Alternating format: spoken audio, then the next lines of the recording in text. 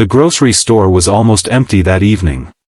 Fluorescent lights hummed faintly above as Emily, a single mom in her late 20s, stood in the cereal aisle clutching her last few dollars. Her daughter, Lily, clung to her hand, her wide eyes glancing at the shelves stacked with food they couldn't afford. Emily sighed.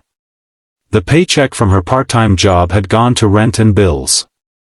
Tonight, it was bread, milk, and maybe a few apples if she stretched her coins. She was tired of counting pennies, tired of working 2 shifts, tired of pretending she wasn't breaking inside.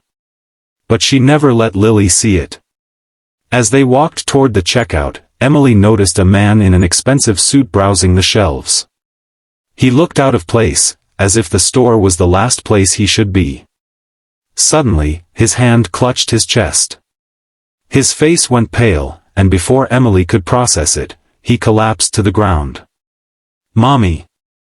Lily cried. Emily dropped her bag and ran. She'd never had medical training, but instinct took over. She checked his pulse, weak. She called out for help, but the store was nearly deserted. Without hesitation, Emily tilted his head back and began CPR, pressing against his chest with all her strength, praying every push would keep him alive. "Please, sir, stay with me," she whispered, tears welling in her eyes. "Don't leave." Minutes felt like hours until finally, paramedics arrived. They took over, stabilizing the stranger as they loaded him into the ambulance. Emily held Lily close, her hands trembling. "Ma'am," one of the paramedics said, "if you hadn't stepped in when you did, this man wouldn't have made it. You saved his life." Emily nodded quietly, too overwhelmed to respond. The next day, while Emily was preparing Lily for school, there was a knock on the door. She opened it to find the same man, dressed neatly but looking fragile, standing there with a bouquet of flowers. "It's you," he said softly, his voice filled with emotion. "You saved my life yesterday. I had to find you." Emily blinked, stunned. I just did what anyone would do." "Not anyone," he replied. "Most people would have frozen or walked away. But you didn't." He introduced himself as James Carter. What Emily didn't know, what he didn't tell her right away, was that James was the CEO of a multi-million-dollar company. For the first time in his life, a stranger had seen him not as a powerful businessman, but as a vulnerable human being. Days turned into weeks. James visited often, bringing groceries, helping Lily with her homework, even fixing a leaky faucet in Emily's tiny apartment.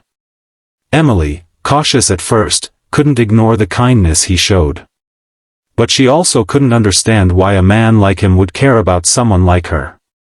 One evening, James finally confessed.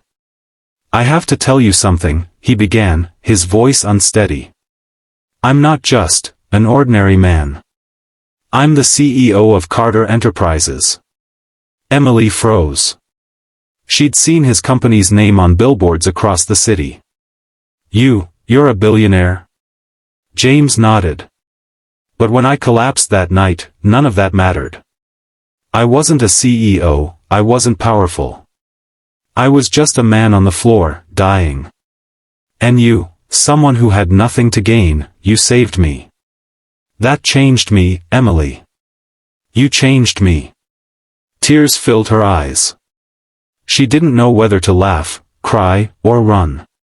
"But I'm just me. A single mom struggling to get by. And that's exactly why I admire you," James said. "You've faced more challenges than I ever have, yet you have more strength than anyone I know. You didn't just save my life, you gave me a reason to live differently." Over time, their bond deepened. James started inviting Emily and Lily to small family outings, picnics, trips to the zoo, quiet dinners at his home. For Lily, it was magical.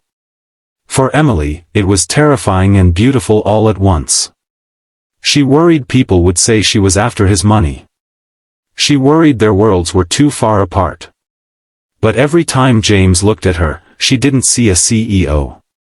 She saw a man who had been humbled, who cherished her for her courage, her heart, and her unwavering devotion to her daughter. One night, as the three of them sat around Emily's wobbly kitchen table eating spaghetti, James suddenly put down his fork. "I used to think success was measured by how much money I made," he said, glancing between Emily and Lily. "But now, I realize it's about the people you come home to.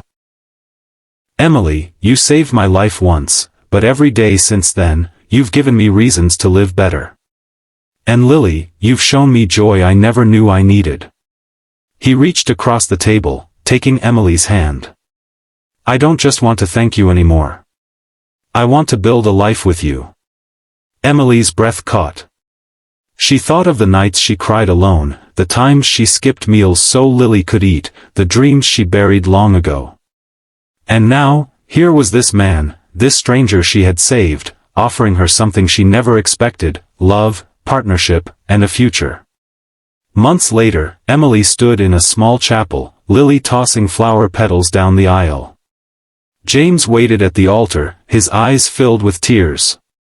When Emily walked toward him, she wasn't just a poor single mom anymore. She was a woman who had proved that kindness could change lives, including her own. As they exchanged vows, James whispered, "You saved me once, Emily. I promise to spend the rest of my life saving you, too."